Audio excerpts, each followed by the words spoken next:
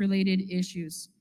A candidate forum does just that, and it serves as an opportunity for candidates to present their platforms and share with the community their stance on important issues in our community. I'd like to share with you the mission of the Chamber of Commerce, and that is that together with our partners, we provide leadership to advance a prosperous economy that enhances the quality of life in our community. So as we move forward with this evening's forum, just a few reminders to our guests. We mentioned earlier that no endorsements are allowed as people are coming in today, as it's our goal to provide an avenue for candidates to share their platform and speak to our members and community at large. For our audience, we're glad that you're here. We ask that you silent your phones as we get started and remind you that this is not a debate, but rather a forum where we will be asking questions and in more of a presentation format. There will be no audience participation today, as mentioned. And again, this is more so to hear from our candidates and learn about their platforms. So we want to remind you and thank you as citizens here in our community for taking time to be here to learn about the roles of these individuals as they pursue running for a particular place here in Weslaco. So as we continue with today's forum, I'd like to introduce our moderator, Ms. Cynthia Benavides. She actually assisted us with our forum last year and did such a fabulous job that we had to call her back.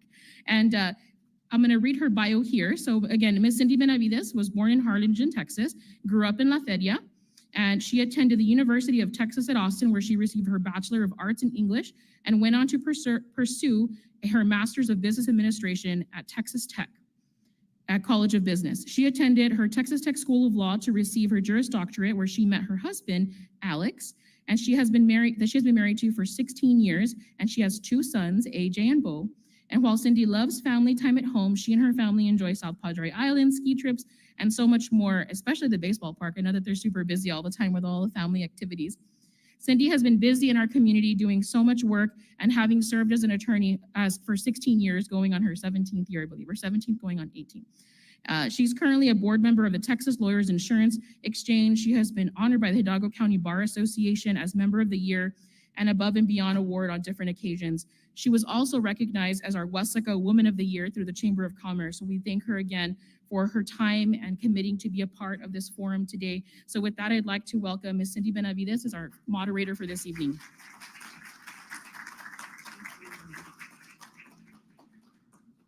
Good evening, everyone. Thank you so much for joining us here in person or on your screens at home. And I'd like to take a quick minute just to thank Barbara and the Chamber for putting on tonight's event and so many other great community events that support our small businesses and our community at large. Events like this are so important to help us get to know our candidates and the platforms for which they stand. So as Barbara mentioned, I am a practicing attorney here in Weslaco, Texas. I'm a proud Panther now, retired Lion, but excited to be here and a part of the Weslaco community. And my business is off of 6th Street in Texas. If you want to stop by and visit me, it's Benavides Law Firm. I practice estate planning and probate, as well as business law and personal injury. My office is also home to Edwards Abstract, where we assist with real estate transactions of all types. So we hope you'll come close with us. For those of you who are on social media, I do have platforms on Instagram, Facebook, and TikTok, where I give some free legal guidance, general informative guidance, and often some free forms. So if you're interested in following along, come check us out. And without further ado, let's get started with this candidate forum. Gentlemen, are you ready? Yes. All right, well, I'm gonna throw some improv questions at you. Ready for that? Just joking. Okay, we'll stick to the format. Gentlemen, we're gonna get started here with some opening statements, and I'm gonna go in the order that I was given. So you've got 2 minutes for your opening statement. And I'm going to start with Pete Garcia Jr. You may begin. Testing. Thank you. Good afternoon, ladies and gentlemen. My name is Pete Garcia Jr. I graduated from Weslaco High School back in 1971. After some a little bit of military training, I came back and attended Pan American University. And back in the 70s, thanks to the Boys and Girls Club Board, gave me the opportunity to take the lead, to be the first director, or actually the second director in the history of Weslaco, to take the lead as a Boys and Girls Club director. After 7+ years with the Boys and Girls Club, I was hired by the city of Weslaco under the administration of Mayor Dr. Armando Cuellar.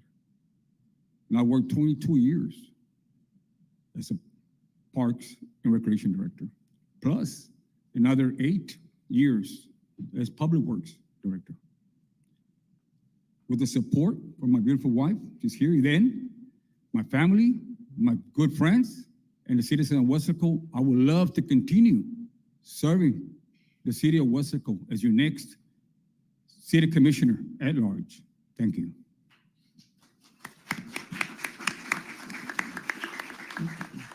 Thank you very much, Mr. Garcia. And I'm going to ask the audience that we suspend any clapping just so that we can keep things running smoothly, okay? Thank you all so much. Our next candidate is Dominic A. Reyna. Mr. Reyna, you have 2 minutes. Thank you. Well, good afternoon. I'm Dominic Reyna. First, I'd like to thank God for letting us be here today with this capacity. I also like to thank the Weslaco Chamber of Commerce for hosting us for this forum. I'd like to thank my wife, Suzette. Thank you. My parents, Esquel and Olivia Reyna, my brother and sister, and all my extended family for your continued support. The Reyna and Rico family have been in this city for over 100 years. And I'd be honored to serve this community and represent our families. I hope to make all of y'all proud.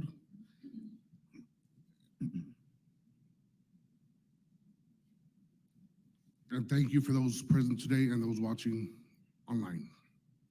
I come before you not as a citizen, but as someone deeply committed to the future of our community. I'm running for this position because I believe in our community.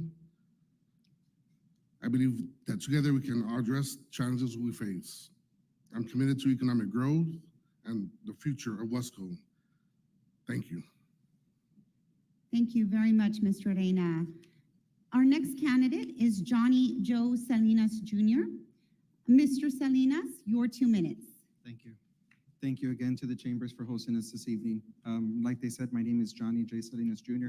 I'm a proud son of Linda and Joe Salinas and born and raised and a long life resident here of Weslaco. Together with my wife for 10 years, Miss Isabel Salinas, we have 5 beautiful children. I have 4 daughters and 1 son. Their names are Jalen, Madeline, Raylan, Deborah Lynn, and my son Johnny III. And together as a family, we've been blessed of having our own family business. We own Salinas Funeral Homes, and we have 3 locations in Weslaco, Elsa, and Brownsville. And I'm seeking to be your all's next Weslaco Commissioner at large because I feel that the community has given so much to me, and I feel that I can serve the community in a different capacity. Thank you. Thank you very much, Mr. Salinas. So these were our first 3 candidates. Pete, Dominic, and Johnny Joe Salinas are our at-large candidates. We now have our 2 District 3 candidates, and that is, we're going to start with Randy Lee Hall. Mr. Hall, your 2 minutes. Thank you very much to the Chamber for sponsoring this event. My name is Randy L. Hall. I'm a 44-year resident of Weslaco, married to my wife, Severina Hall. We raised 3 sons here in Weslaco, all attended Weslaco High School, and are productive citizens here in the Valley. I have a degree in business management, 40 years of supervision and management with Verizon Corporation, 30 years of military experience, retired as a senior advisor, enlisted advisor to the command of the United States Navy Reserve. 5 years as chairman and member of the Weslaco Drainage Task Force and the Weslaco Drainage Board. Currently a member of the Iwo Jima Monument Blue Ribbon Committee sponsored by the mayor. 30-year member of the Weslaco Lions Club and a member of VFW Post 12, 178 here in Weslaco. My priorities for being your District 3 Commissioner: open, honest, transparent government. No deceit, no hiding, no borrowing, no taxing. Drainage funding. There's $0 in the drainage fund in this current budget. Street improvements in District 3, Border Avenue, 6th Street, 4th Street, all need improvements. And fiscal responsibility. The city has $88 million in debt and growing. The city borrowed $22.5 million in the last 4 years under the Rodriguez and Suarez administrations. That has to stop. We've got to have fiscal responsibility here in Weslaco. We're living on borrowed money. Thank you. Thank you very much, Mr. Hall. Everybody's been doing a fantastic job keeping under the 2-minute time, but just in case you're curious, we do have a timekeeper up at the front, if you can say hi. And keep an eye on her. She'll be giving you some cues on your 1 minute and your 30-second, and your time's up. So our second candidate for District 3 is Jose P. J.P. Rodriguez. Go ahead, Mr. Rodriguez, your 2 minutes. Good evening, everyone. My name is JP Rodriguez. It's an honor to be here before you all. I want to thank God for the opportunity to serve in the capacity as your current city commissioner for District 3. And I'm asking for the opportunity to continue serving another term. I want to talk to you a little bit about my professional background.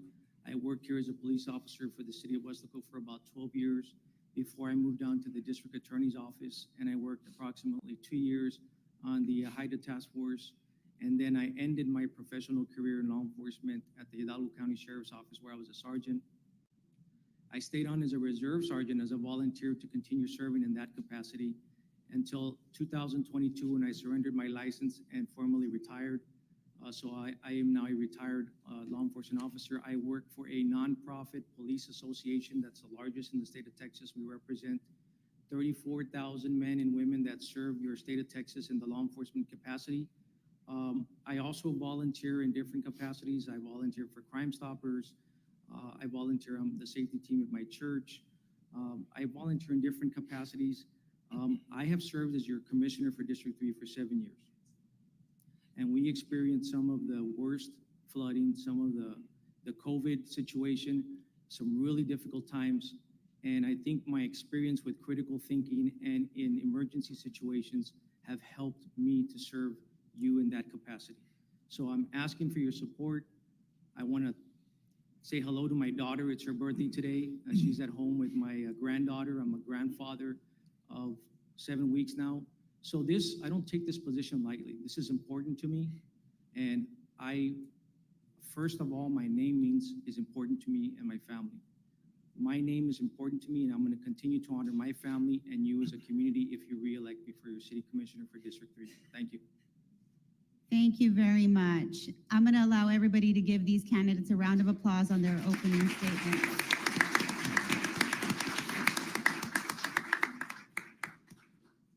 Not everybody is used to public speaking, and all 5 of these gentlemen did a great job. It's not easy being up here in front of a crowd and knowing it's being televised.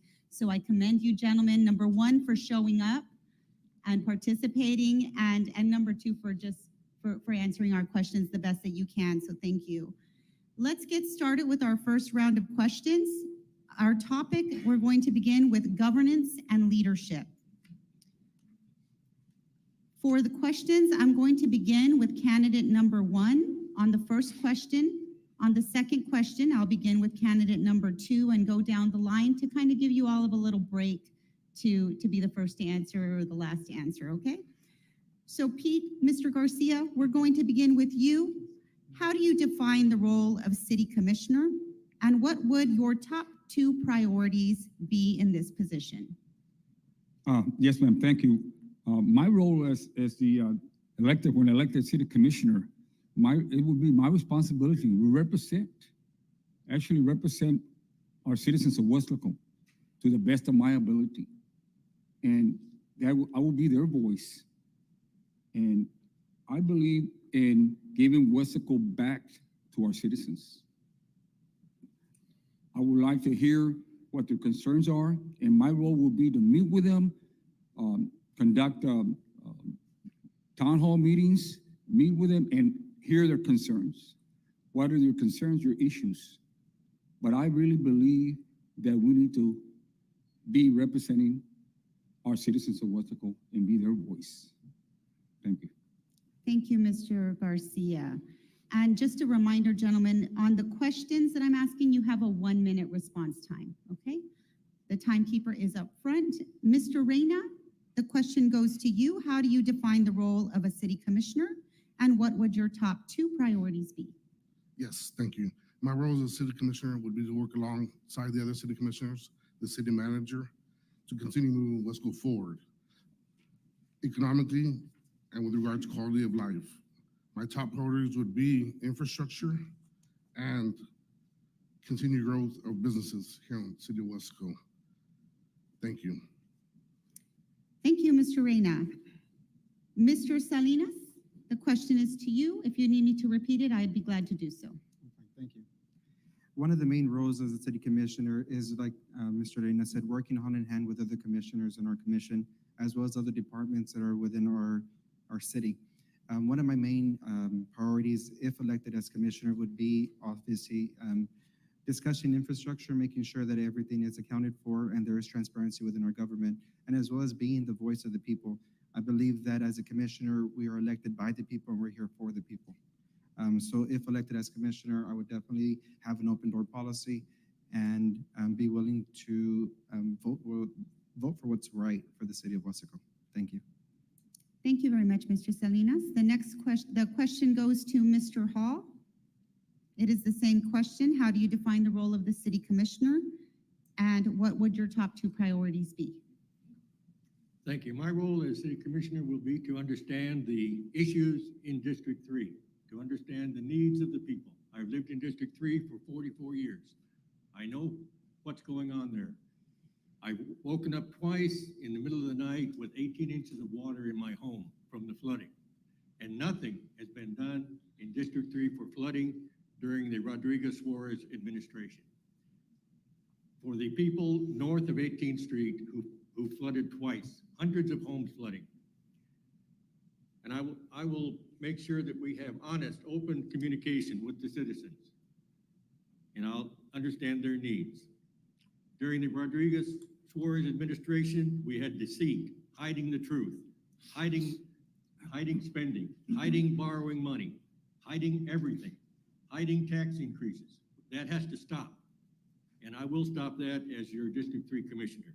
I pledge to tell you the truth, all the truth, and never hide anything from you.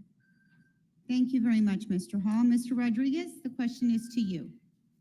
So the role of a city commissioner, real quick, is to be a servant leader. And my top two priorities are infrastructure and also quality of life. I just want to correct some statements that are made. There have actually been numerous drainage improvements, and Mr. Hall actually knows that because he sat on our drainage task force for 5 years. I can list some of them. The flap gates is one of them.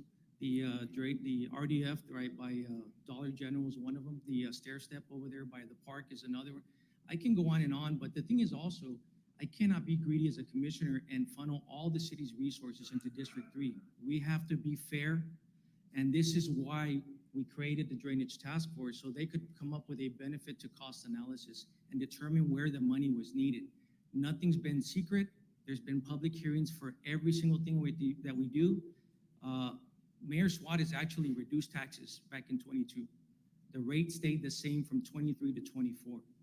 So I just want to correct some of that misinformation that's out there. Thank you. Thank you, Mr. Rodriguez. Okay, the next round of questions I'm going to take under budget and fiscal responsibility. And this question will go to Dominic A. Reyna. Mr. Reyna, what is your approach to managing the City of Weslaco budget and ensuring fiscal accountability? Yes, as a family and small business owner, we all work off a budget.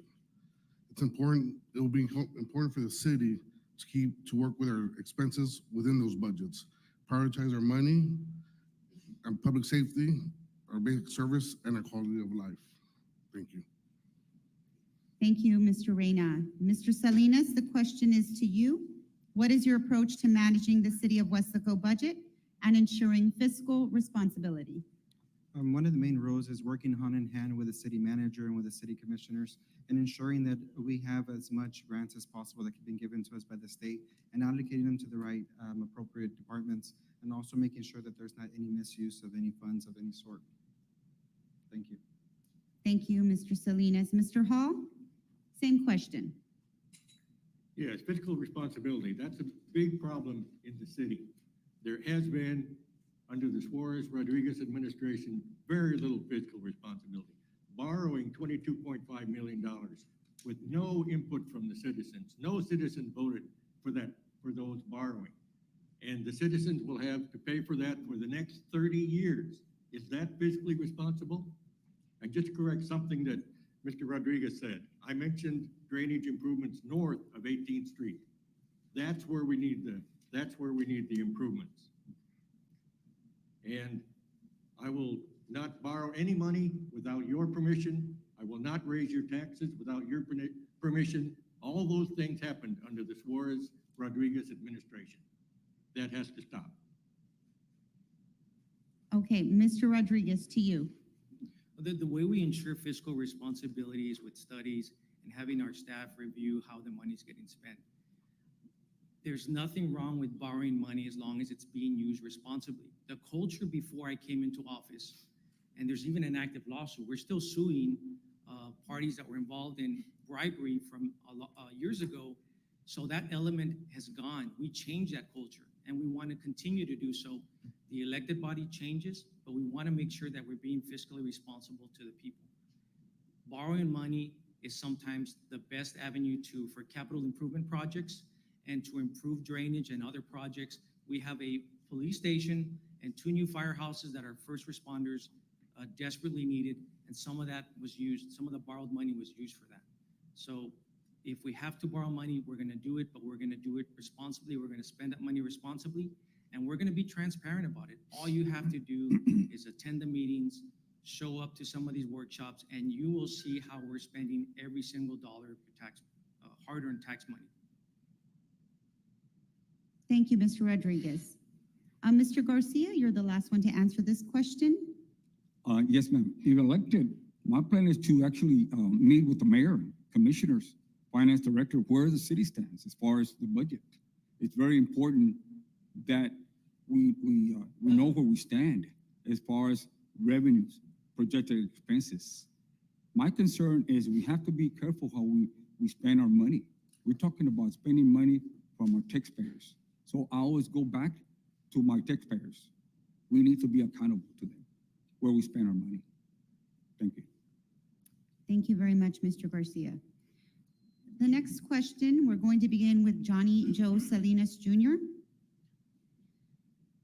Under the same topic of budget and fiscal responsibility, with limited resources, how would you prioritize spending on key services such as infrastructure, public safety, and park? What are your priorities? As far as the amount of spending that we would do, you would obviously have to categorize which is the most necessary for our city. One of the main things that I believe is most important is our infrastructure as well as drainage. I would make sure that if I was elected as commissioner of Weslaco, that we would have enough funds for those 2 departments. And obviously our parks are very important to our kids and our youth. But I also do feel that the city does need to correct the issues that we currently have. We have 4 beautiful parks in our city right now. And yes, they do need some maintenance, but the quality of life and our drainage and infrastructure is really important to our citizens.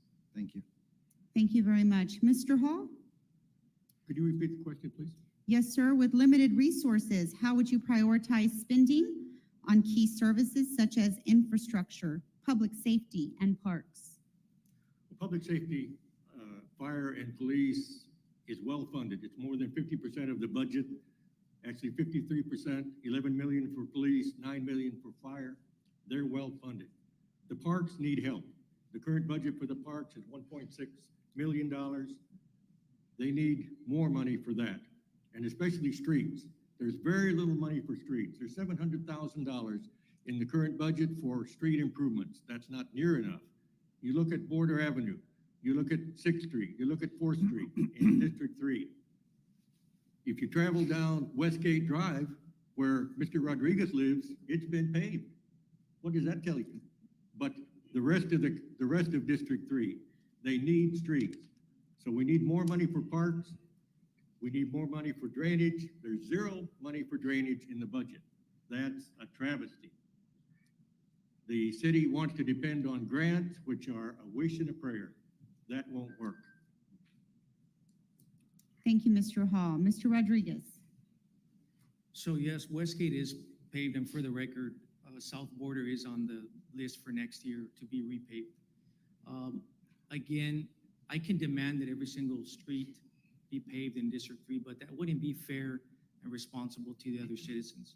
We have to work together as a city commission. I cannot demand that all the funds and all the resources get funneled to District 3. We have to be fair, and the key word, we have to be reasonable. There's a lot of stuff going on in District 3, you know, and that's right. We do need help in our parks, and there's been improvements. One of the things we have to do is we have to generate revenue in order to pay for this money that we're borrowing. In the 7 years that I've been there, we were able to transition out of having to pay the private sector into bringing things in-house, like a sanitation department and brush pickup that is gonna generate revenue so we can pay for some of that money, those funds that we're borrowing. That's how you responsibly improve a city without having to raise taxes. Thank you. Thank you, Mr. Rodriguez. Mr. Garcia, the question is to you. Yes, ma'am, as a longtime resident of City of Weslaco, again, my concern, we need that, Weslaco residents need to be involved in decisions, like in this case, what are their needs? We need to gather all the individuals, all the citizens in a town hall meeting and ask them, what are your needs? What are your desires? You know, in my case, I would say public safety is priority in parks and infrastructure. But we need the input from our citizens. Thank you. Thank you, Mr. Garcia. Mr. Reyna? Yes, all of these services are very important, and we need to address them all. Look for state and federal assistance for providing help. SEC for training opportunities for police, for welders, for mechanics, so we can help them out. That's how I think we could do it. Thank you. Okay, thank you very much. We're going to move on to a new topic. We're moving on to economic development and job creation. And this question will go, let me see, did I start with? This will go to Mr. Hall, I believe, correct? Yes. Mr. Hall, how would you encourage economic growth and attract new businesses and industries to the city of Weslaco? Weslaco is very fortunate. We've got an excellent EDC. Mr. Valdez does an excellent job. The chamber, Barbara does an excellent job. We have no issues there with development. They do what it needs to be done. As commissioner, I will support them, make sure they've got what they need to continue the progress in Weslaco. Industrial and private development is booming in Weslaco. That's not a problem. The problem is the borrowing. Mr. Rodriguez mentioned that borrowing is good. Borrowing and putting millions, $22.5 million on a 30-year credit card that your children will have to repay. That's not good responsibility. They borrowed $10 million for a library. I have no problem with a good library in Weslaco. I want one. But $10 million for a library when we need streets, we need drainage, we need infrastructure. The city water and sewer plants are in trouble. They're dilapidated. That's time. We don't need to spend money on unnecessary things. Thank you, Mr. Hall. Mr. Rodriguez, the question's to you. How would you encourage economic growth and attract new businesses and industries to Weslaco? So continue to play a support role to our EDC and the chamber that's also heavily involved in a lot of our economic growth. Weslaco has been booming. It should be noted that any incentive package for economic development in excess of 100,000 has to be structured by the EDC and then presented to the elected body. And then we make a decision on any changes, either to take that back to the board or to increase the incentives, but there has to be balance also. We've got to be careful with the economic growth. Things are going great, but we've got to make sure that the infrastructure keeps up with the economic growth, industrial, residential, commercial. There isn't a perpetual crisis. Things are good right now. Does the city need work? Absolutely. There's no city that's perfect. A lot of cities borrow money for capital improvement projects. That's how they thrive, and that's how they elevate quality of life in their communities. One thing we do as commissioners is we go with the EDC to retail conferences, and we will brag about the city to everyone and everywhere. That's the role of a commissioner. Thank you. Thank you, Mr. Rodriguez. And the question now goes to you, Mr. Garcia. Yes, ma'am. Throughout the years that I worked, so many years with the city of Weslaco, I am huge supporter of EDC, the Weslaco Chamber, and I really believe that our responsibility as a city commissioner is to appoint good qualified citizens to serve in the board. And that's where our responsibility, and we trust that the EDC and the chamber will make good decisions and make good recommendations to the city commissioners, and we'll support them 100%. Thank you, Mr. Garcia. Mr. Reyna? Yes, the Wesco EDC is doing a great job promoting our city of Wesco. It's a great place for new businesses to come. We have good roads, a growing population, an airport, expanded police and fire stations for safety. Our city has a lot to offer. Thank you. Thank you, Mr. Reyna. And last, Mr. Salinas. One of the ways that we can do economic growth is working on hand in hand with our city managers, our EDC, and the commission to provide incentives to our corporations to entice them to come into Weslaco, such as businesses like Costco, Sam's, main events, stuff that will bring more revenue to our city. And in return, not only will it bring more revenue, but also bring different job opportunities for our citizens of Weslaco. Thank you. Thank you very much. Our next round of questions, we're going to move on to infrastructure and transportation. And I'm going to ask the question to Mr. Rodriguez. And before we get started, I want to remind all candidates to please be on your best behavior and as professional as possible. We want to maintain the focus on what your platform is and not on attacking any other candidates. So let's go to the next question on infrastructure and transportation to Mr. Rodriguez. Weslaco's rapid growth has placed strain on some of its infrastructure. How do you plan to address issues related to road maintenance, drainage, law enforcement, and utility services? We have to do studies to identify where the issues are at because we're limited in funding.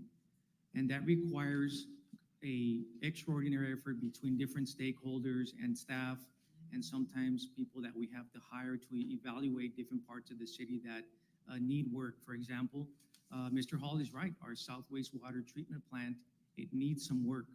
It's no different than a vehicle that you purchase and parts start to break down. The diffusers, the sludge removers, all those things are parts that break down over time. So we need to be able to keep up with all those needs, all the repairs, and if necessary, fund upgrades to those South Wastewater Treatment Plants. Because, for example, the South Wastewater Treatment Plant is at about 70-some% capacity. We want to make sure that that number doesn't keep going up, that we're able to keep up with the demand from all the area that's covered by the South Wastewater Treatment Plant. Thank you. Thank you, Mr. Rodriguez. Mr. Garcia. Yes, ma'am, it's important to prioritize the funding for all city improvements. And my concern is, again, the citizens, going back to the citizens, they need to be involved as far as city expenses. Of course, city as a commissioner, as elected commissioner, I will sit down with the city manager, the mayor, commissioners, like I say, where do we stand on our budget? That's important. But at the same time, we have to have workshops and invite our public, general public, so they can have an input in how to spend their taxpayers' money. Thank you. Thank you very much. Mr. Reyna? Yes, infrastructure will always need to be managed. We need to work with county partners, state and federal officials to ask for earmarks, search for grants, TERS, which is tax increasement reinvestment zones, so we can look for opportunity, new growth, and infrastructure. Thank you. Thank you, Mr. Reyna. Mr. Salinas? Can you repeat the question one more time? Yes, sir. Weslaco's rapid growth has placed strain on its infrastructure. How do you plan to address issues related to road maintenance, drainage, and utilities? I think right now the city commission is doing a pretty good job as far as doing that. I was speaking to current commissioners on the seat, and they had mentioned that they had put stricter restrictions on these duplexes that are coming into our cities. Obviously, you know that in a single household, you have an average about 4 people that live in a home. And with these duplexes, you're multiplying that by 16. And that obviously puts some more wear and tear on our streets. But working on in hand with the commission, with the city managers and different committees, I believe that we can go ahead and control this, and we can continue to make sure that our city is in the right direction as it continues to grow. Thank you. Thank you very much. Mr. Hall? Yes, the new policy that the city is working on right now to charge developers for apartments and subdivisions so that they have to contribute to the infrastructure that they're going to be connected to is a good policy. The city is currently working on that. And the R1, R2, R4 moratorium that's in effect is going to help that.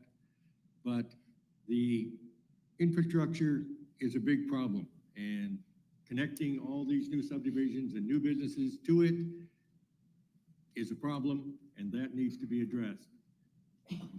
Again, the debt of the city is hindering all of that. We can no longer borrow any money because we owe too much. That has to change, and that's fiscal responsibility that hasn't been taking place in the past. Thank you, Mr. Hall. Mr. Rodriguez? Which one was the question again? I'm sorry, I was reading the other one. I'm sorry, I started with you, Mr. Rodriguez. We're done with this round of questions on infrastructure and transportation.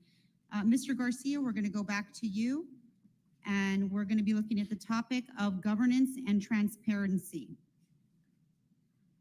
How would you handle disagreements with other commissioners or the mayor on key issues? In my opinion, it's all a matter of respect. Sitting down with the mayor, commissioners, sitting down and respect each other's opinions. And as far as, like I said, transparency, be honest with each other. And I believe that'll make it work. Thank you. Thank you, Mr. Garcia. Mr. Reyna? Yes, thank you. We need to encourage public participation in the meetings. Also adding supporting documents to align agendas, ensure compliance with open meetings requirements, and also increase disclosures on the website of financial and operational documents. Thank you. Thank you very much. Mr. Salinas? Like Mr. Garcia said, there are 6 commissioners in this city. Clearly, we're not all going to have the same view. There is going to be disagreements and things that we do not all agree on. But it's our job as a commission to make sure that we hear the citizens and what they require and what they want. At the end of the day, we're the elected bodies.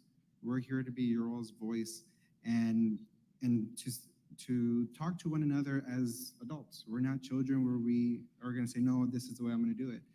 We're here to help the citizens of Weslaco. And by hearing our citizens and doing workshops and different committees where we can have them come to us and express themselves, I believe it's a good stand that we can do in addressing different things when we have disagreements with other commissioners or the mayor. Thank you. Thank you very much, Mr. Hall.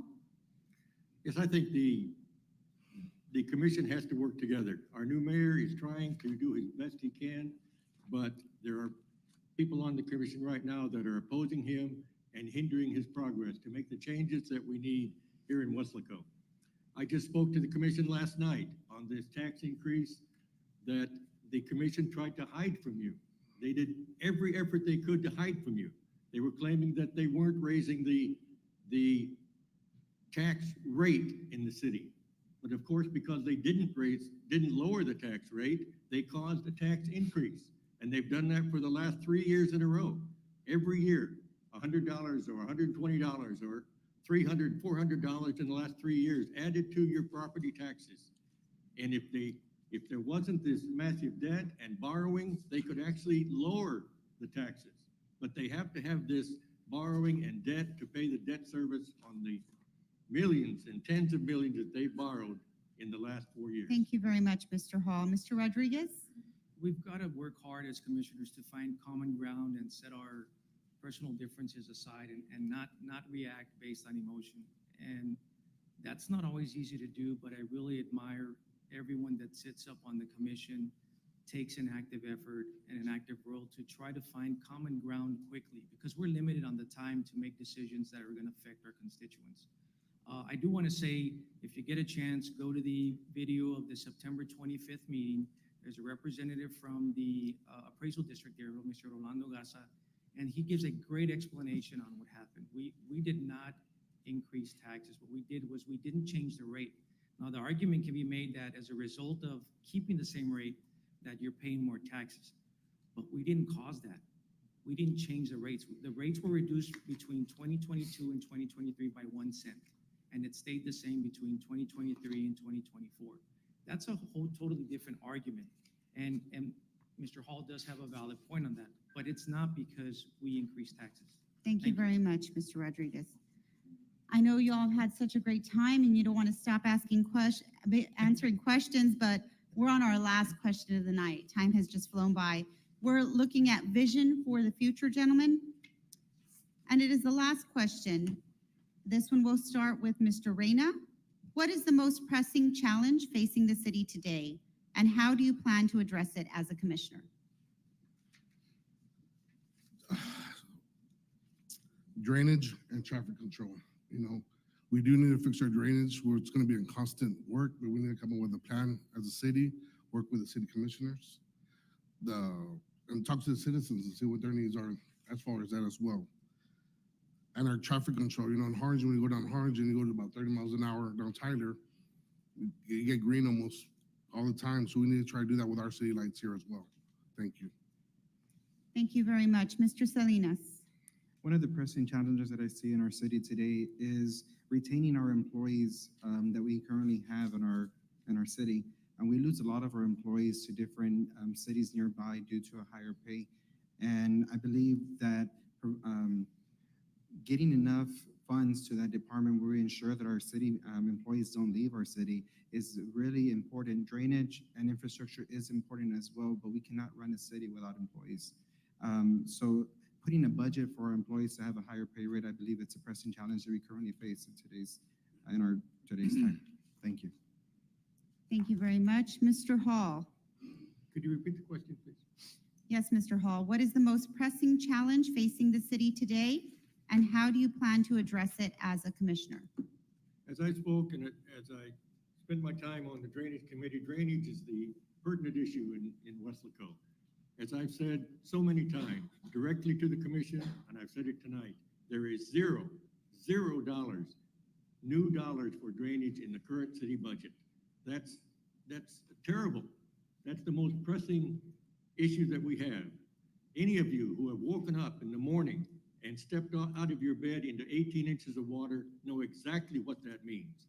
And just to put it aside, say that we're going to try to get grants from the Texas Water Development Board. I told a friend of mine that we're trying to do that, and he laughed. He said, you won't get $42 million for projects in District 3. That's impossible. So we need to address that. And open, honest communication with everybody in the public. I will tell you the truth, honestly, all the truth. I'll never hide anything from you, and I'll never do what the previous administration did for the last Thank you, 7 Mr. years. Hall. Mr. Rodriguez? I think there's probably two things that are the most pressing. Number one is the infrastructure to include drainage, and then also the human element, the good quality, just like Mr. Salinas said, the good quality employees that we're losing. Recruitment and retention is very important. So I don't know that one is probably more pressing than the other. I think there's several things. I will tell you that, yes, we did flood, and we're doing the best that we can to address that with the funding that we have, and we're trying to do it without raising taxes. If you go to usgs.gov, and I brought this up previously, in 2018, the amount of rainfall that flooded over 200 homes. That was in excess of 4 billion gallons of water. And you can actually use that formula that's on that website, it's a government website, to determine how much rainfall fell. We know that. Drainage has always been a pressing matter, and we're doing our best. This is why we still have an active drainage committee that Mr. Hall resigned from. So we're doing the best we can. We're going to keep working for the citizens of Weslaco. Thank you, Mr. Rodriguez. Mr. Garcia? Yes, ma'am. Throughout so many years that I worked as director of parks and public works, I know for a fact, in my opinion, that we are losing a lot of the good and qualified employees to our surrounding cities. We need to keep and compensate our skilled labor, our skilled employees. They're the ones that do the job. And that is, as I promise that as our commissioner, I will work with the city manager and the commissioner to strongly recommend that we start compensating our skilled labor. skilled personnel. Thank you. Thank you, Mr. Garcia. At this point in time, we're going to move to closing remarks. And since I began with Mr. Garcia on opening statements, I'm going to start at the opposite end with Mr. Rodriguez. Mr. Rodriguez and the rest of the candidates, you will have 2 minutes for your closing statement. Mr. Rodriguez, you may begin. First of all, I want to thank you all for this opportunity to come out and just talk to you guys a little bit about some of the work we've done and some of the work that we continue to do. I'm going to say again that the city is not in a perpetual crisis. There's some things that need to be addressed. We're doing the best that we can with the staff that we have. And I really appreciate and admire all our staff. Doesn't matter what department it is. Public Works guys, those guys are unsung heroes.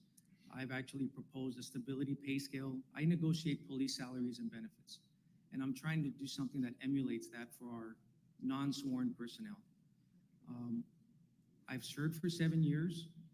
I've unfortunately served through some of the most difficult times and had to go out, and it's not easy to see people's homes destroyed because of a flood. And I'm motivated to continue serving our community. I'm not driven by money. I'm not driven by titles. I'm driven by doing what's in the best interest of the people we serve.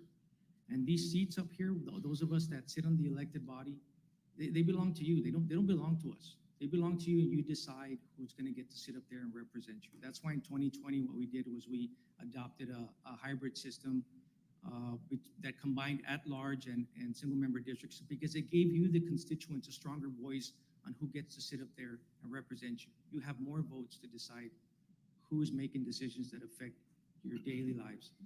I'm just a small piece of the puzzle from all these people that are working together every day to try to help Weslaco become a better place.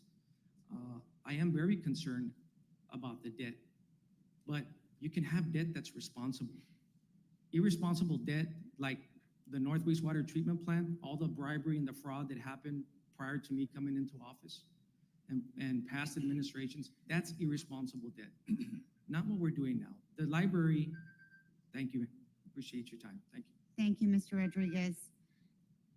Next, we'll go to Mr. Hall. Thank you very much for the chamber for having this, and it's really a great thing that you're doing. Let me correct the record concerning my time on the Drainage Committee. I did not resign from the Drainage Committee. I left when my 5-year term was up. In fact, Commissioner Rodriguez and former Mayor Suarez tried to have me removed from the Drainage Committee because I exposed their hoax of a drainage funding plan.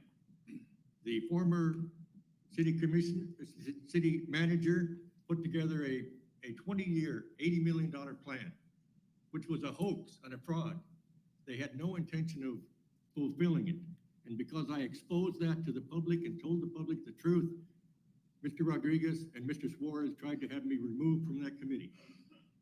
And the reason I left the committee is because it's a worthless committee. There's no money. What good is it? If there was drainage money that could be allocated and dealt with to help the citizens, then it would be a fine committee. But there's no money, so what good is it? The top priorities, again, are honesty and transparency. That's got to change in the city. Hiding borrowing, hiding tax increases. And drainage, of course, that's got to be funded. Streets have to be funded. We have to stop spending money on things that are not important. A new library is great, but when you need streets and drainage and infrastructure, the library has to be put on hold until the important things are taken care of. Thank you. Thank you, Mr. Hall. Mr. Salinas, the question is your closing statement, please. Once again, I would like to thank the citizens of Weslaco that are here with us this evening for taking time of your day to be here with us and getting a chance to know us. I'm running to be your all's next city commissioner because I believe in the city of Weslaco. I believe that the city of Weslaco is growing and we're thriving, and we do need a new generation of leadership. We need people in the commission that have no personal strings attached, no personal interests, and just simply a public servant. This is what I plan to bring to the commission, as I do right now in our family business. I know I've served many community members from our city in our family business at Salinas Funeral Home, and you all have entrusted me in such a delicate time And I ask for your all's trust during this time to help run the city and keep it growing in the right direction, because our city is very important, not just for us today, but for our children. We need to make sure that our children's lives are going to be well and that they come back to the city of Weslaco, that businesses, not just corporations, but small family-owned businesses also prosper, and families that decide to come into Weslaco. And with that, I ask you on November 5th to vote for number 2 on the ballot, Johnny J. Salinas Jr. as your next Weslaco City Commissioner at large. Thank you. Thank you, Mr. Salinas. Mr. Reyna, Yes, thank your you. closing statement. Thank you all for taking the time to be here tonight and giving me the opportunity to speak with you all. It has been an honor to share my vision for our community and to hear my fellow candidates as well. As we move forward, I want to leave you with this. Leadership is not about a title or position. It's about serving the people. I will listen, I will lead with compassion, and I will work tirelessly to ensure the voices of our community are heard and respected. I humbly ask for your vote. Thank you again for your time and consideration. Thank you. Thank you very much, Mr. Reyna. And our last candidate, Mr. Garcia, your closing statement. Yes, ma'am. First of all, I want to thank each one of you for being here this afternoon, and I want to thank the chamber for hosting this forum. I am committed to make Weslaco a better place for everyone to live. With over 40 years of community service, I would like to continue serving our beautiful city of Weslaco. And with the support of my family, my friends, citizens of Weslaco, I would like to continue serving as your next Weslaco City Commissioner at large. Together, we can make it happen. Thank you. Thank you very much, Mr. Garcia. And at this time, you all have been a wonderful audience. Let's give all of these candidates a round of applause.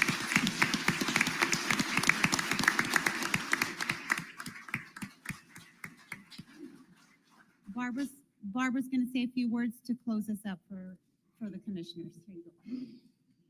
Thank you, Ms. Benavides, for your time and for being our moderator this evening for our Commissioners Forum. I do want to thank everybody who's here with us today and then remind those who are joining us online that we encourage you to vote, learn about your candidates. This is just an opportunity for you to learn a little bit more about who they are, but this opens the door for you to take some time to learn about their platforms, what they represent, and how they will represent you. I do want to mention a few things. I'll repeat this at the end of the evening, but I do want to share that Texas law does require eligible voters to register by the 30th day before Election Day. The voter registration deadline for November 5th election is on October 7th. Visit votetexas.gov to learn more about that. Also, for mail-in ballot application, the deadline is October 25th, 2024. You can also visit votetexas.gov for more information. Early voting by personal appearance will begin on Monday, October 21st, and ends on Friday, November 1st. That will be taking place right here in the Weslaco Business Visitors and Event Center. There are additional locations to do that, but you have this location right here to take care of early voting. And then, of course, Election Day is scheduled for November 5th, Tuesday, November 5th. So again, we thank you for taking time to be with us this evening and participate in our Commissioners Forum. Thank you to all of our candidates for your time and for being here and being willing to participate in this. And again, for taking the opportunity to represent your community. We know that running for a role like this is not easy. It takes a lot of time and effort, and we appreciate you all moving forward with this. So once again, thank you. Thank you for all who have joined us. And we are going to quickly turn around to start with our school board forum at about 7:15. So once again, thank you. You can stick around and we'll move forward in a moment.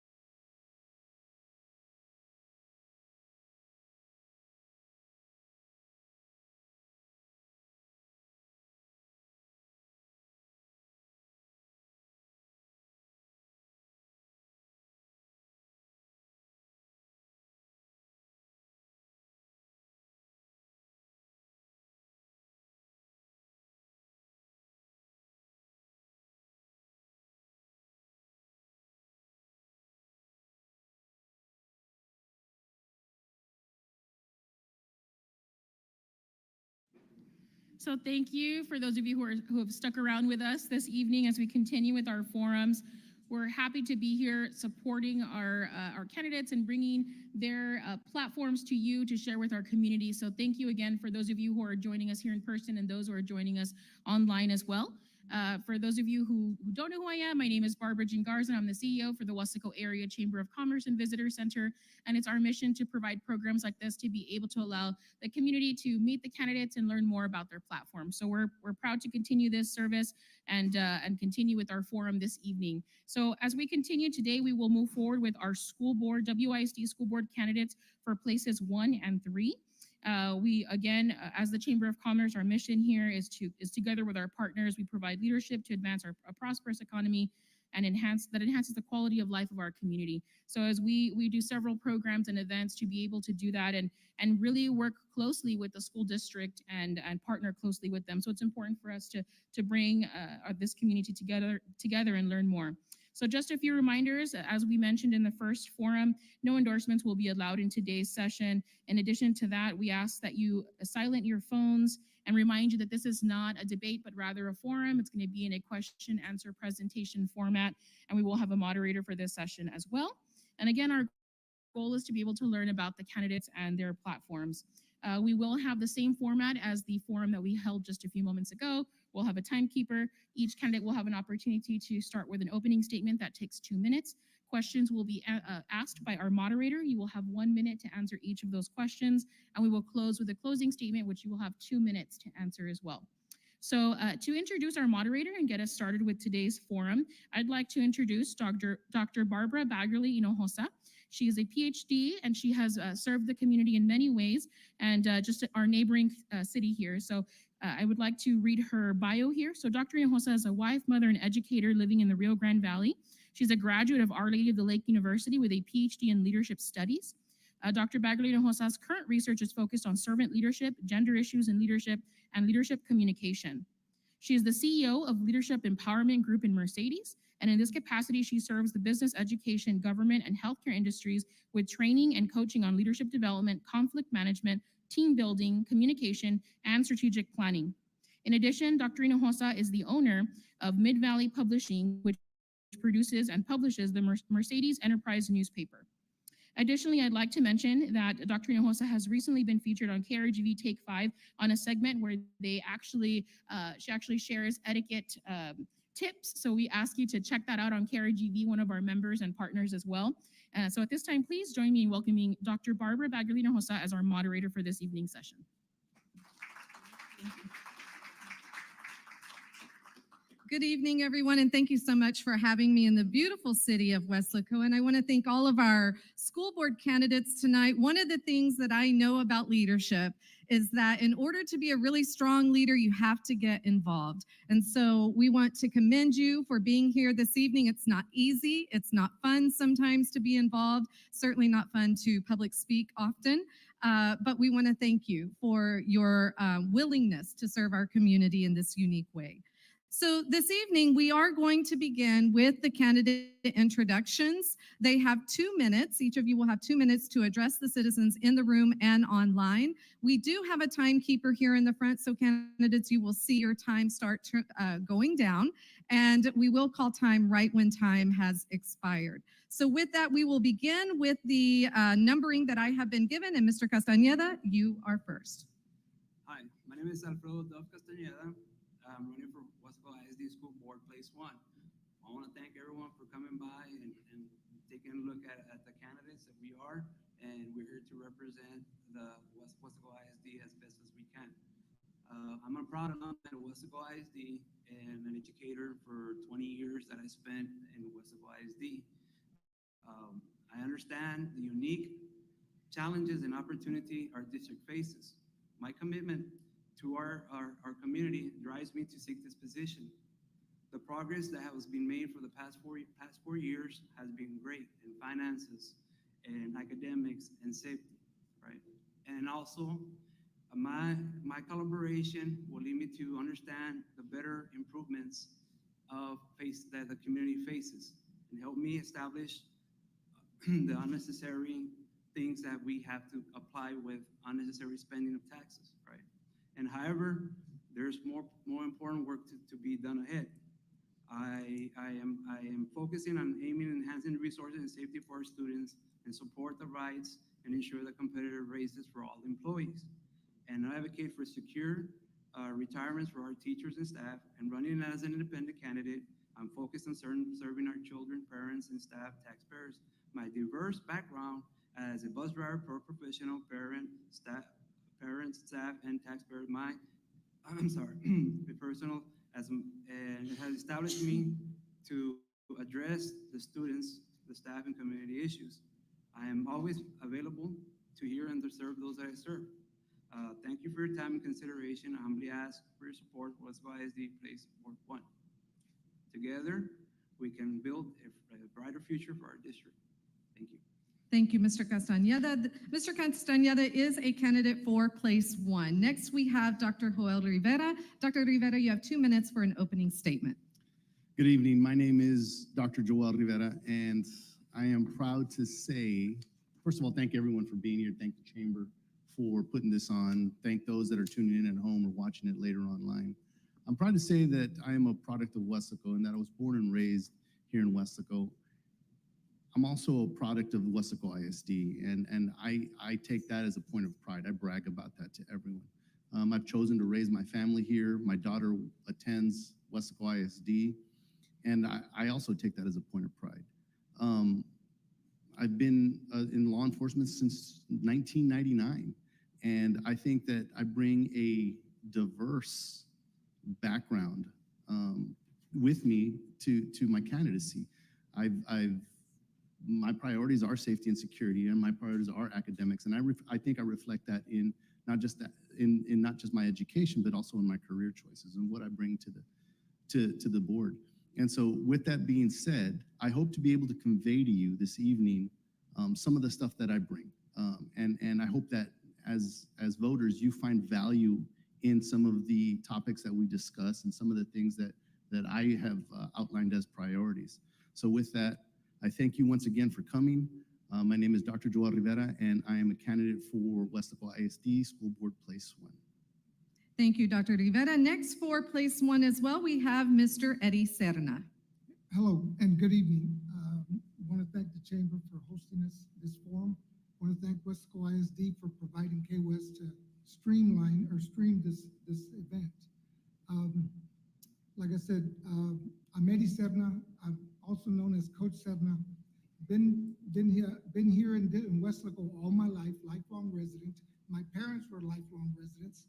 My dad, Timo Serna, my mom, Mina Serna, very proud Weslaco residents. I too am a product of Weslaco schools, and I am proud of going to school here, graduated from here in 1978, many moons ago, but proud graduate of 1978, obtained my bachelor's degree from Pan American University back in 1983, and then later, some 20 some odd years later, I obtained my master's degree in educational leadership, and that was in the year 2008. I took my time getting there, but it was one of those things I was courageous enough to go back and obtain my master's degree in educational leadership. Education has been my life, like that is my life. And I'm like I said, I'm a proud graduate. My children were also products of Weslaco schools.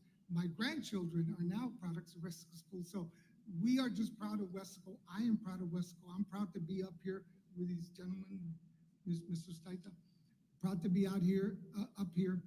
I want to give you my experience. I want to give you that. I want to give that back to my hometown that I'm very proud of. I was very fortunate to get hired here in 1984 as a teacher and as a coach. But before that, I served in the transportation department as a 19-year-old college student. I served as a college tutor at Weslaco High School. So yes, my adult life has been in education. And I'm proud to be up here, place 1, Weslaco ISD School Board. Thank you, Mr. Resendez. And next we have I'm sorry, Mr. Serna. My apologies. Next we have Mr. Ramon Resendez for place 3. You have 2 minutes for your introduction. Thank you.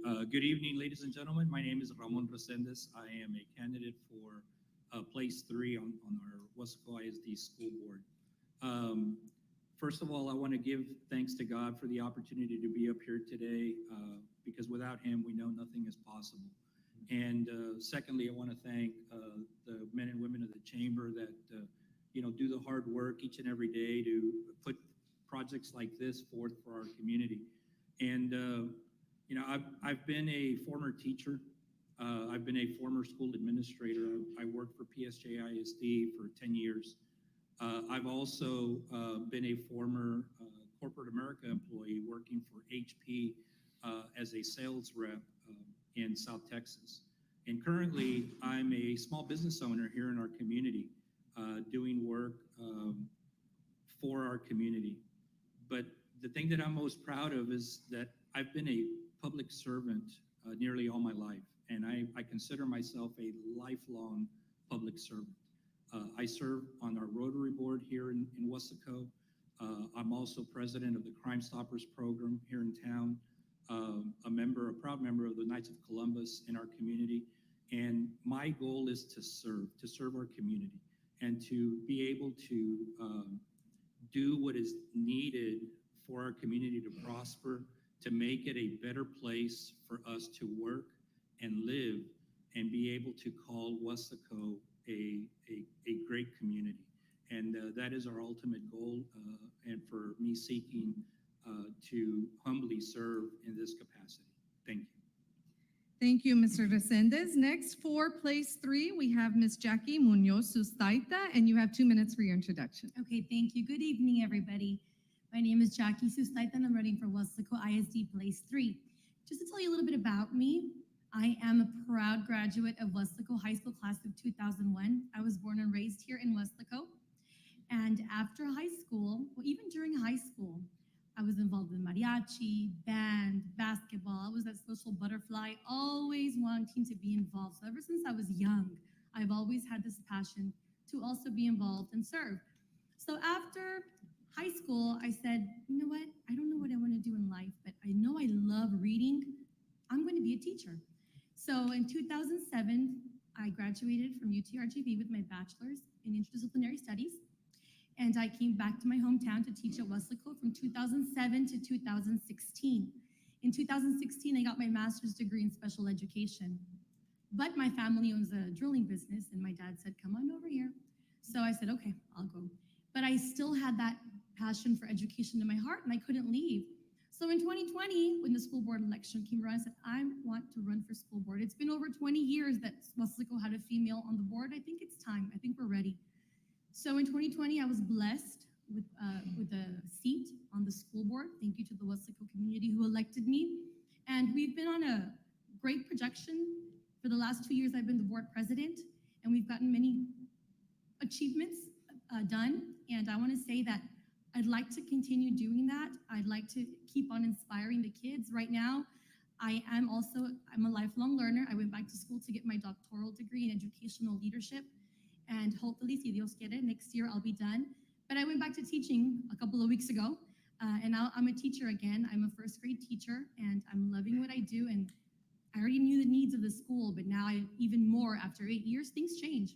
So now that I'm in the classroom again, I'm really understanding what we need as a school. Thank you, Mrs. Dyke. All right, we're going to begin with the questioning. We're going to start with the governance and leadership question, and I'm going to go down the line with Mr. Castañeda first, go down the line. Then the next question I ask will start with Dr. Rivera and go down the line so that you each have a different opportunity to answer the same question. So the first question we will ask, and we will begin with Mr. Castañeda with a 1-minute response, is this. What is your approach to working collaboratively with other board members, school administrators, and the community? My approach to working, collaborating with other board members and school administrators and community is grounded to fostering a positive relationship and maintaining a transparency. I believe in open communication and mutual respect are essential for effective collaboration. By actively engaging with all stakeholders, I am able to build trust and create a shared vision for the future of our district. I will prioritize regular meetings, community forums, and feedback channels to ensure everyone's voice is heard and valued.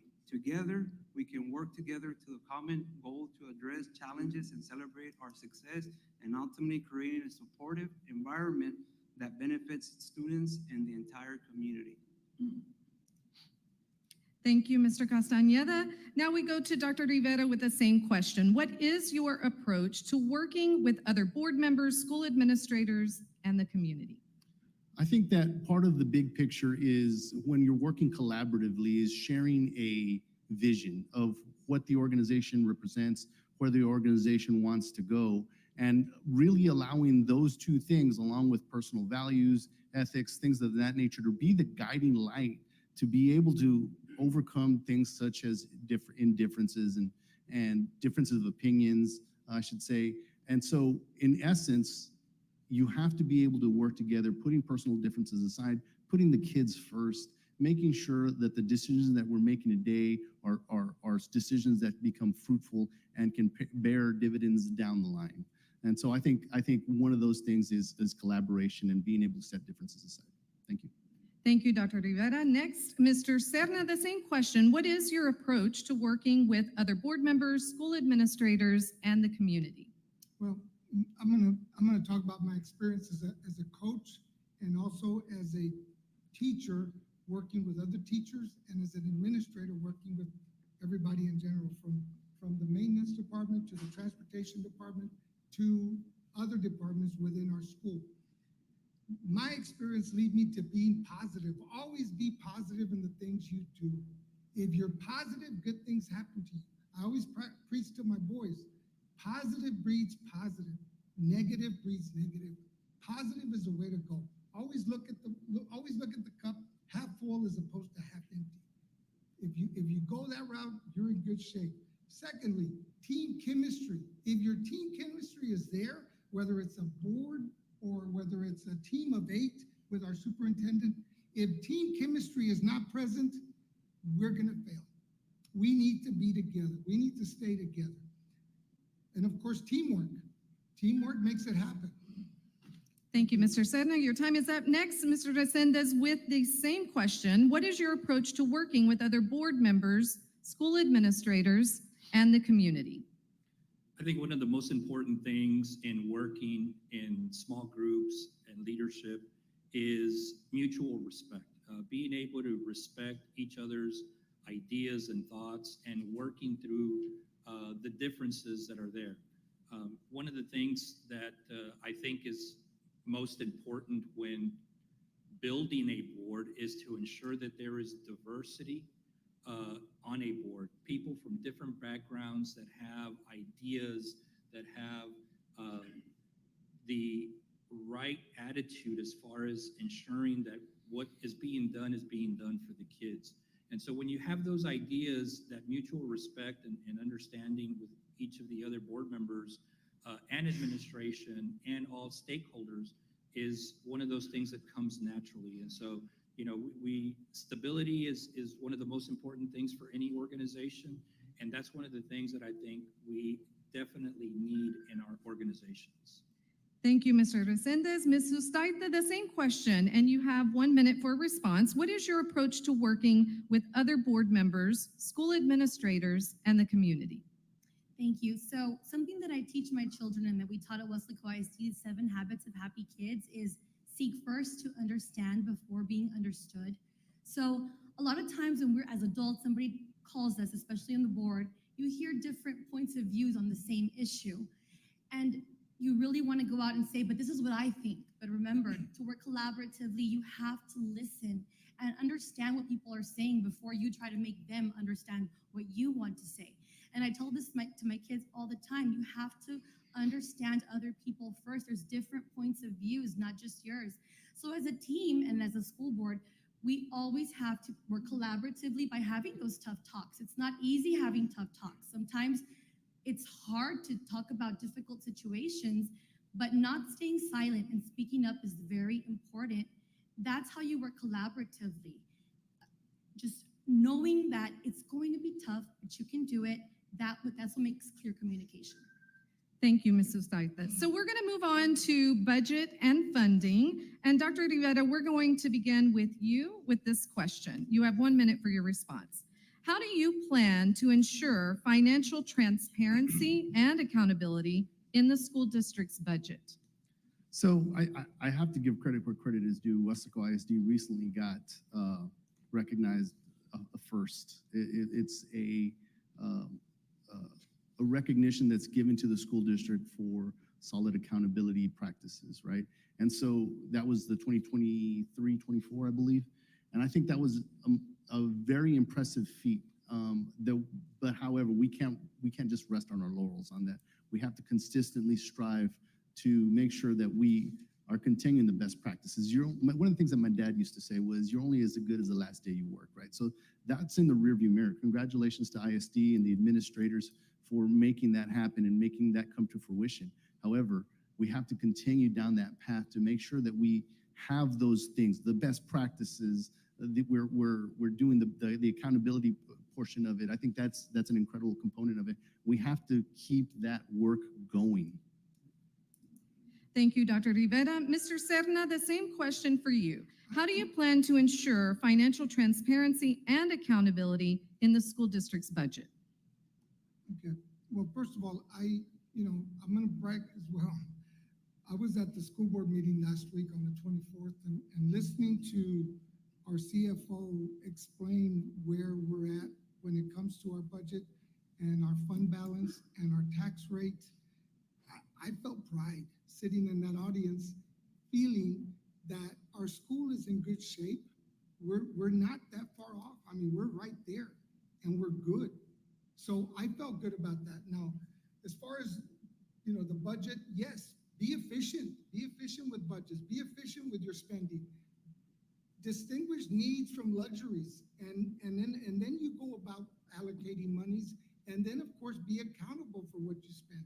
If you spend a certain amount, we need to make sure we get the most out of that spending. But I was very proud of where our school is right now, and we need to continue to keep that trend going in the right trajectory, which is up to the top. We are one of the top 5 schools, and I'm very proud of that. Thank you, Mr. Serna. Next, Mr. Resendez, the same question. How do you plan to ensure financial transparency and accountability in the school district's budget? So transparency in any government body is essential for the work of that body. So I think it's imperative that organizations not only disclose, but make it easy for the general public to find this information online. One of the rules for searching information online on web pages is you should be able to get to any piece of information within 3 clicks. And if you go and find a budget for an organization and you can find it within 3 clicks, that tells you that they are putting that information on the forefront so that people can find it easily and so that you're able to see it. And one of the things that we want to ensure is that the general public has access to all this information that is being proposed for the governmental bodies. And to me, that's one of the most important Thank things. you, to Mr. do. Resendez. Thank you. Your time is up. So, Ms. Ustaita, the same question for you. How do you plan to ensure financial transparency and accountability in the school district's budget? Well, and just to add to Mr. Resendez's statement about having public access with 3 clicks away, Weslaco ISD actually has on their webpage a financial transparency page, which is 2 clicks away. And when you get on this webpage, there's a financial tab, and you go over, you can check registers, you can check financial transactions. It's about public access. That's what transparency is about. So it is on our website. For anybody who hasn't looked through our website, it is 2 clicks away. And then also a couple of years ago, maybe a year ago, I asked for this program for our board called Board Book, which a lot of districts use and a lot of governments also use. And Board Book has all the information on the PDFs on each agenda item that we have. And on these agenda items comes our budget, the fund, the revenues, the expenditures, the budget allocations. So it's there for public access. This is something that we've worked on together as a board for the last couple of years to make sure that the public does have that access to the finances. Thank you, Ms. Ustaita. And finally, Mr. Castañeda, the question is, how do you plan to ensure financial transparency and accountability in the school district's budget? Well, first first of all, the Weslaco ISD, CFO, and the school board have done a really outstanding job in keeping a transparency ahead.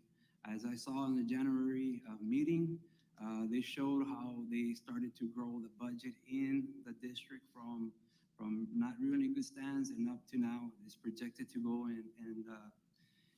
in December up to $193 million, which is a great standing, right? And I will continue to keep up the community informed by the budget through updates, newsletters, meetings, and district websites. I will involve the teachers and community members to discuss using advisory committees to gather inputs. And detailed financial, visual aids, and regular audits will ensure clarity and trust. Feedback channels like surveys and public forums allows and will open communication, and these strategies will promote transparency and accountability in our district. Thank you, Mr. Castañeda. So we will move on to curriculum and academic achievement. And Mr. Serna, we will begin with you. The question is this: what are your views on how our school district can improve academic performance and close achievement gaps? Okay, well, definitely productive or innovative professional development for teachers is a must. We need to make sure that our teachers are going in to get, staff development or professional development, and make it something that is innovative, make it something that is creative, something that they're going to grasp and be able to use throughout the year in their classrooms. And then of course that goes along with the PLCs. Professional learning communities have to be something that they can grasp on, and if it means veteran teachers teaching younger teachers, then so be it. Let's utilize that. We need to monitor that. We need to make sure that the administrators are on top of that. And for the most part, they should be attending all the PLCs to make sure that teachers are teaching teachers and collaboratively working together to improve outcomes. So, in 1 minute, it's very difficult. Thank you, Mr. Serna. Mr. Resendez, the same question. What are your views on how our school district can improve academic performance and close the achievement gap? Well, and I think our teachers have been doing an outstanding job of ensuring that our kids are meeting the academic rigor that is put before them each and every day. I think one of the things that we've lost over the years is allowing teachers the opportunity to teach. With all this focus on standardized testing statewide and trying to measure teachers by how their kids are performing on a test, I think reduces the level of professionalism that that position deserves. And so what we need to do is we need to talk to our state representatives to stop this mandate on trying to measure success based on a standardized test. I think we need to let our teachers teach, and I think we need to let our schools do what they do best, which is build character. Thank you, kids. Mr. Resendez. Thank you so much. Next, Ms. Sustaita, the same question. What are your views on how our school district can improve academic performance and close the achievement gap? So curriculum and instruction is my bread and butter. As a board member, not only as a teacher, but as a board member, my view on this is we have been progress monitoring the grades and the teacher performance and student performance every month. And this is how we do it. We say, what are you going to do as the board member to help? This is what we do currently. Every month we have progress monitoring, which means scores are turned in. We've made a calendar. The superintendent and I, for the next 4 years, made a calendar with every grade level on every month, and data is turned into us. So us as board members analyze this and say, okay, first grade isn't doing this. What is going on? What resources do they need? What can we do for them? This is how we ensure that we are closing the gaps, by looking at the data and looking at the scores and seeing what are the needs and what are the resources that we're not giving them. That's how we begin to achieve closing the gaps and performing better academically as a board. Because when we go to state laws, we can't as a board fix state laws, but we can. Thank you, Ms. Sustaita. do things as a Thank board. you. Mr. Castañeda, the same question goes to you. What are your views on how our school district can improve academic performance and close achievement gaps? To improve academic performance and achievement gaps in our school district must be data-driven due to the fact that it's coming to Weslaco, which is called the teacher enrollment, which is going to be based off of the growth of the students' progress, and that's how teachers are going to be able to make an extended money off of that. And it's important that we advocate for the multifaceted approach of this.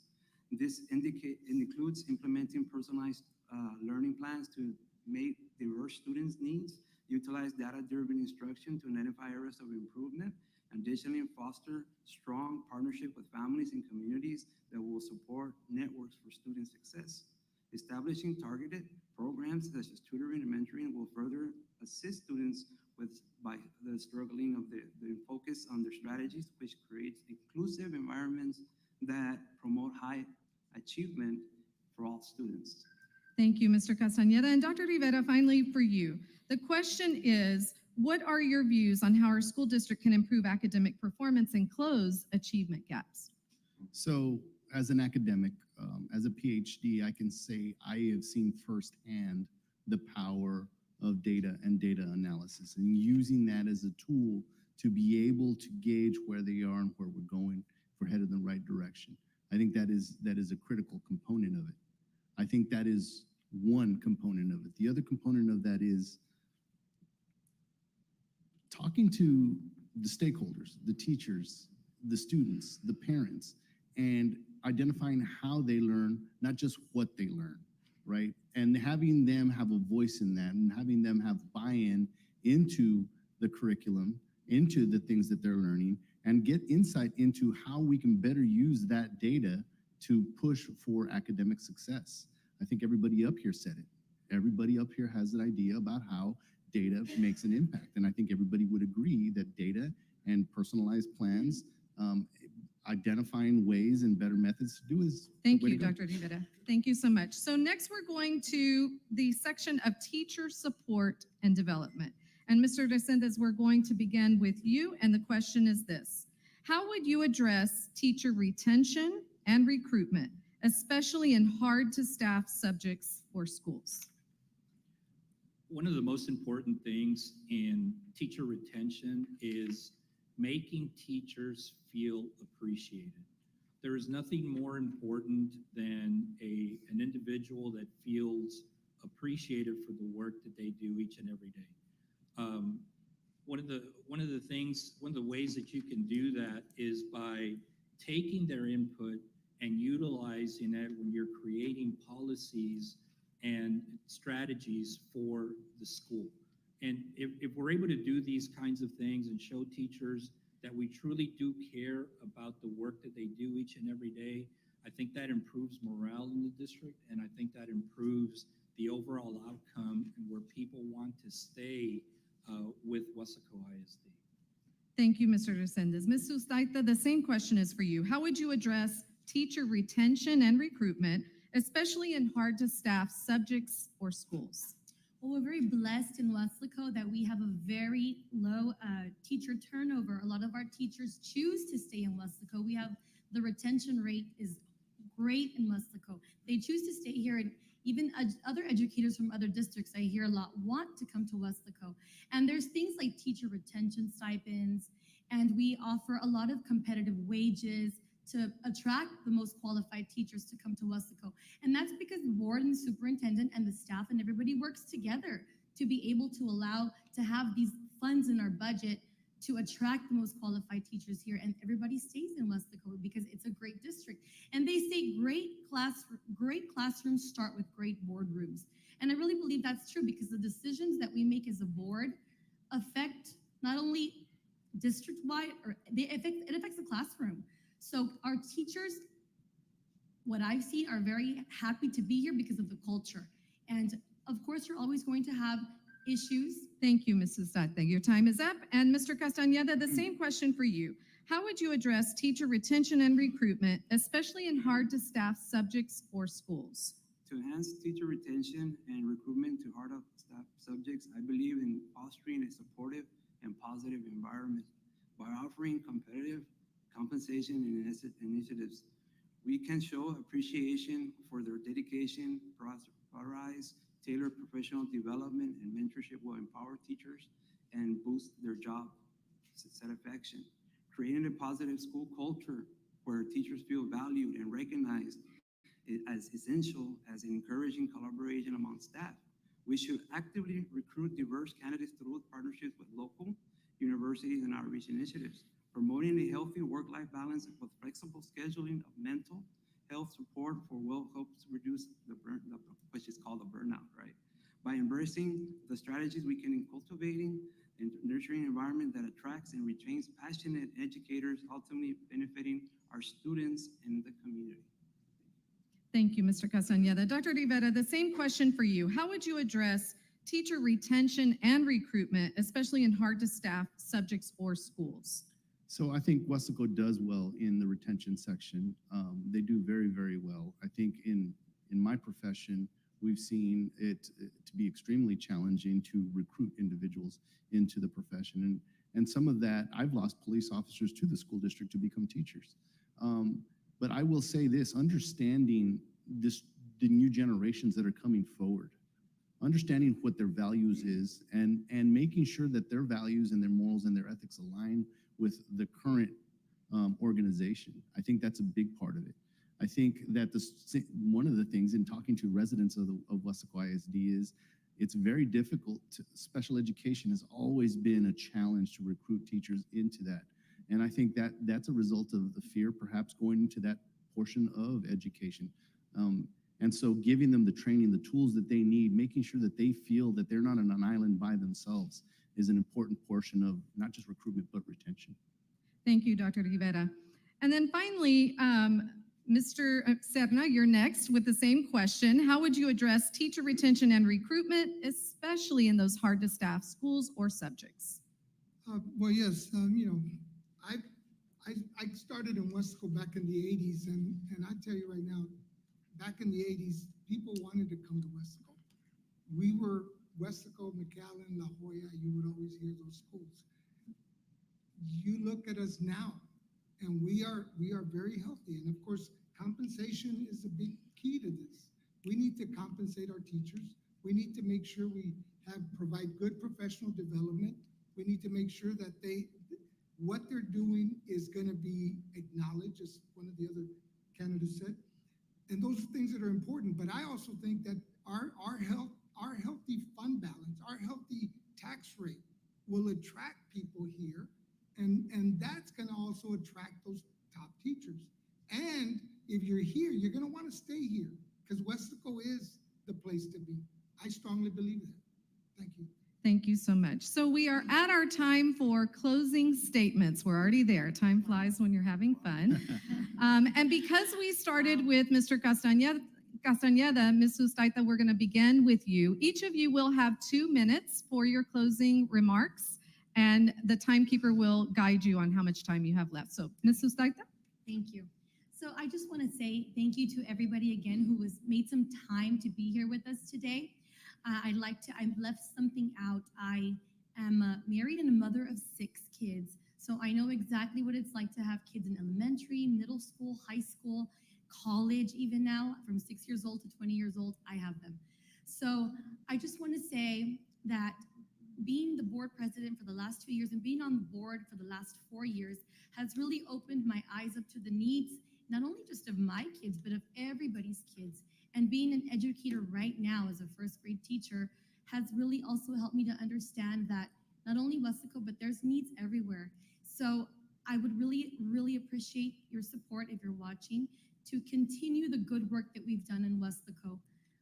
The last 4 years, at first we were struggling a little, but with the collaborative work that we've done through Lone Star Governance, which is the framework that we started, we've really learned how to be student focused within these last couple of years. And that's our focus right now as a board. It's continuing our work, focusing on student outcomes, working collaboratively with each other, with the staff, and continuing the good work for our whole community of Weslaco. So I just want to say thank you for being here, and I really appreciate it. Thank you to God for allowing us to be here also today. And everybody have a good evening. Thank you. Thank you. Mr. Resendes, your closing remarks. Thank you. One of the things that is monumental in these elections is the participation of the public in the elections itself. We talk about the importance of voting, we talk about the importance of getting out, but the sad reality is that less than 10% of the population actually goes out to vote. And so what we want to do is we want to encourage everybody to go out and cast your ballot. It doesn't matter who you vote for. Vote for me, vote for my opponent, vote for any of these guys, but get out and cast your ballot. Ensure that your voice is transcending and is being placed. Again, as a resident of Weslaco, I've been a member of the community, serving our community, and I want to continue to serve in a different capacity. The work in the community is never done. And that's why, my work with Rotary, I feel is very important. I feel that my work with Crime Stoppers, with the Knights of Columbus, with our ACTS team, all of these works are different, but they all do the same thing. They make our community a better place. And at the end of the day, that's what we try to do, and that's what we want to do. We want to make Weslaco a better place where we can live and work and be able to raise our families and be able to do a variety of different things. And again, with technology as my background, I believe that I bring a different perspective at the way that we look at things, and I humbly ask for your support come November. Thank you very much. Thank you. Mr. Serna, your closing remarks. Yes, again, I want to thank everyone for being out here. It's, it's important, for us to see a good number of people out here from the community, and I'm sure a lot of people watching at home. Appreciate y'all being there. Again, I'm gonna tell you that, I'm just proud to be up here. I feel good. All the candidates are very fine individuals, and I feel good about being up here. I just feel like, my years that I have served for Weslaco ISD and the years that Weslaco ISD has taken care of me and my family, I feel like I'm going just a little more. And if elected, I promise to have, and I pledge to have that open door, open communication with the board, the administrators, the teachers, people that are in the trenches, and the communities out there, the people in the community. So, I bring that positive outlook. If you didn't know me, or if you don't know me, and some of you may not, but I do bring a positive outlook. I'm always gonna be, glad to be a part of a team. And I feel that Weslaco right now is in the right trajectory. I felt very proud being at the school board meeting the other day, looking at the numbers that were being displayed. And I feel like, you know what? I'm asking for your vote, and I want to get elected to the board because I want to use my experience and my judgments, my best judgment, to serve the kids a little more, to serve the community a little more, and not only the community, but all the employees. We have quite a bit, over 2,000, I believe, employees with our district, and I'm there for you. You have a friend on the school board. Again, my name's Eddie Sevna, also known as Coach Sevna, and I'm asking for your vote for place 1 on the Weslaco ISD School Board. Thank you very much. Good night. Thank you. Dr. Rivera, your closing remarks. So I'd like to congratulate all of the candidates that came up here on their candidacy. I think it's something, it takes some bravery to put yourself out there like that. And I think the messages have been pretty clear that we all have our heart in the right place. I think one of the things that I'd like to say is we all have more to say. We all have more to talk about here. One of the things that wasn't covered is school safety and security. And I think that is critical in today's day and age. We've all seen the news, and it is scary, right? And so I think one of the things that I think is important to a board is diversity within the board.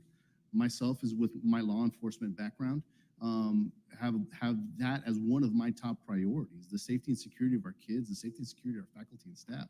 That is a critical component, and those things are non-negotiable, right? And so, having a new perspective, every single board member brings with them their perspective. They have the lens that they look through. An attorney will look at things like an attorney does. An engineer will look at things like an engineer does. A small business owner will look at things like a small business owner. I look at things, I'm something called a pracademic. I'm a practitioner and an academic. And so I bring that lens with me, that unique lens. And some of the things that we discussed here are critically important, critically important. And so I hope that today some of those conversations we can continue to have these conversations about some of the questions that weren't answered here. But I think those are the important things such as mental health, things such as safety and security, things such as those things are critically important. And I look forward to having those conversations with you. Once again, my name is Dr. Joel Rivera, and I am running for Weslaco ISD School Board Trustee Place 1, and I'd humbly ask for your vote. I would also like to say that I thank God, and I thank my family, my friends who have supported me. I think this process has been a tremendous learning experience. So with that, I humbly ask for your support. God bless you guys. Thank you. Thank you so much. And finally, Mr. Castañeda, with your closing remarks. First of all, most of all, I would like to thank everybody for inviting us to share our thoughts and our forum and our agendas and so on, right? Thank you very much. I think that my diverse experience of being an educator, being a coach, being a bus driver and a teacher aide gives me the whole aspect of understanding for all levels, and I'm more than equipped to understand what everyone is going through in the district. And I know what's going on in the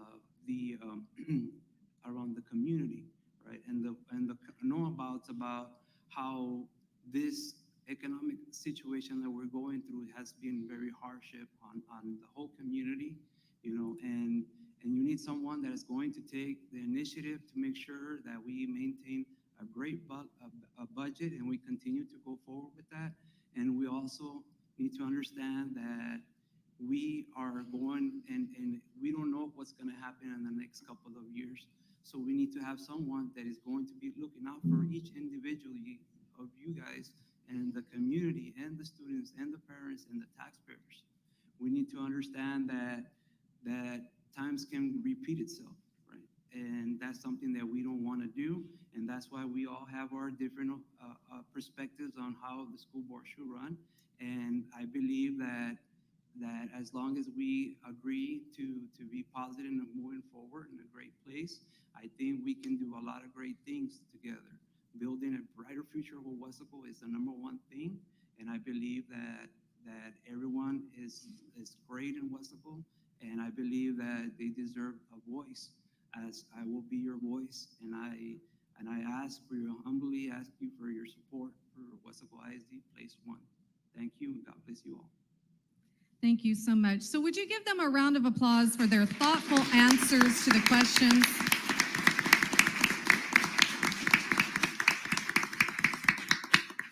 So thank you so much for having me this evening, and thank you for your leadership in this community. While we could not get to all the questions this evening, the hope is the conversations continue beyond tonight, but know that we were bound by time this evening, and so we couldn't get to all the questions. But thank you so much for your participation. Barbara?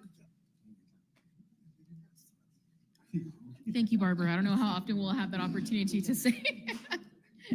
Thank you again to our moderators. At this time, I do want to say thank you to all of our candidates for taking time to be here. And again, each of our candidates, thank you for your willingness to participate. These positions do affect our residents, our students, our educators, and our community at large, and we appreciate your time in being a part of this. I would also like to thank WISD K-West team for their support and being out here and all the work that they do to represent the school district and be a part of this community. So thank you so much to the team for being a part of this. Additionally, I'd like to thank our moderators for their time this evening. Thank you, Ms. Benavides and Dr. Hinojosa, for your time and supporting us through this program. We really appreciate it. In addition to that, thank you to the community and those who are joining us online. I am going to just do a reminder in regards to election information. Texas law requires eligible voters to register by the 30th day before Election Day. The voter registration deadline for November 5th is October 7th, so that's not too far from today. Visit votetexas.gov to learn more. In addition to that, for the mail ballot application, that is the deadline for that is October 25th. Early voting by personal appearance will begin on Monday, October 21st. And like I mentioned earlier, that will take place here in this building, our Business Visitors and Event Center here in Weslaco, and of course across the valley as well. And of course, the early voting will run until Friday, November 1st, and Election Day will be Tuesday, November 5th. We encourage all of you to get out and vote. We can't reiterate that enough. The purpose of these programs is to give you an opportunity to hear from the candidates, but it's not just to hear from them. It's to go out and advocate for yourselves, for your families, for your communities, and to do that, you have to go out and vote. So we hope that, again, this helps you continue that conversation. There were many questions here. I know that in particular, when it comes to the school district, we talk about safety and how that's affecting our students, our teachers, and that's definitely a huge concern for all of us. And so definitely these conversations need to continue, and that really is up to you, our community, our citizens, to have these conversations with your candidates and make the right choice. So thank you so much for your time. Thank you to our candidates once again. Everyone have a great evening, and thank you for participating today.